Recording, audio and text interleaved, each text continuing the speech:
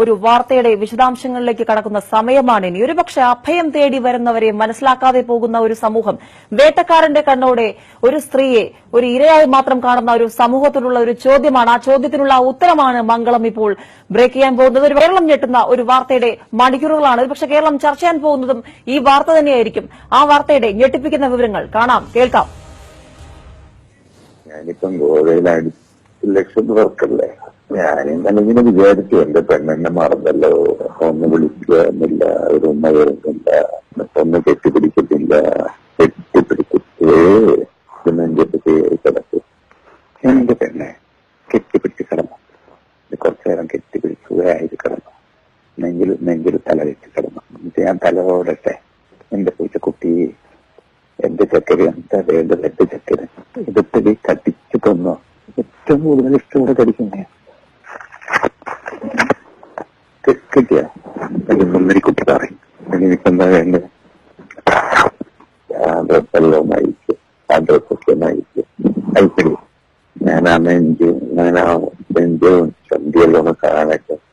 ഇത് നിന്റെ മൂല, ഇത് നിന്റെ ചന്തി, ഡ്രസ്സൊക്കെ അയച്ചു വെച്ച് ചന്തിയും മലയെല്ലാം ഒന്ന് കാണിച്ചതാ. എന്റെ പെണ്ണത്ത് കയറി കിടക്ക് പെണ്ണും ചുണ്ടം നിന്ന് വെച്ച് കുടിക്കുക. ഞാൻ നിന്റെ 2 ചന്തിയെ വട്ടി പിടിക്കും. എല്ലാവരും നോക്കി ഉണ്ടെന്ന് എന്റെ ചോദിച്ചു. നല്ല സോപ്പ് വെച്ച് വരട്ടെ, അതൊക്കെ ദേഹത്തൊക്കെ വെച്ച് ഇടയിലൊക്കെ വെച്ച് വെള്ളം ഒഴിച്ച് കെട്ടിപ്പിടിക്കരുത്. മറ്റുള്ള അവർക്ക് കെട്ടിപ്പിടിച്ച് പിടിക്കരുത്. കെട്ടിപ്പിടിച്ചിട്ട് എന്റെ ഉള്ളില് ഒരു സാധനം എടുത്തിട്ട് വെക്ക്, എനിക്ക് തലയിലേക്കായിട്ട്. ഓ അടി, ഓ ഓ ഓ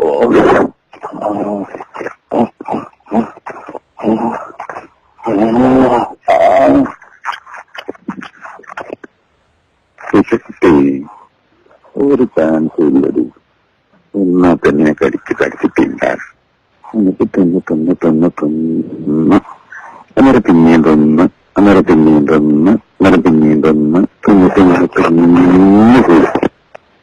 പെണ്ണിനെ കൊന്നിച്ച് നിർത്തി അതൊരു മഴയിലും ഈ ചന്തി ഒന്ന് കടിക്കും. ചന്തിന്റെ ഇടയിലോ പെണ്ണിനെ ആക്കാൻ കഴിയുമോ നോക്കും. ഫുള്ളിലാക്കും, തലിത്തന്റെ കുറിച്ചില്ലാക്കും, വളർത്തി കിടത്തണം. എവിടെയോട്ട് വിടും കേട്ട്, എന്നിട്ട് പിടിച്ചുള്ളിലേക്ക്, എന്നിട്ട് ചന്തി അമർത്തി ഇതിലോട്ട് കയറ്റിയാക്കും. എന്നിട്ട് സ്പീഡിൽ അടിക്കാട്ടെ, അടിച്ചടിച്ച് സൂചിപ്പിക്കുക. എന്നിട്ട് പിന്നെയും കെട്ടിപ്പിടിച്ച് കിടക്കുക. എന്നിട്ട് പിന്നെയും കുറച്ച് വേണ്ടി ചെയ്യുക, പിന്നെയും ചെയ്യുക, ഒരു 10 പ്രാവശ്യം ചെയ്യുക. ഓക്കെ.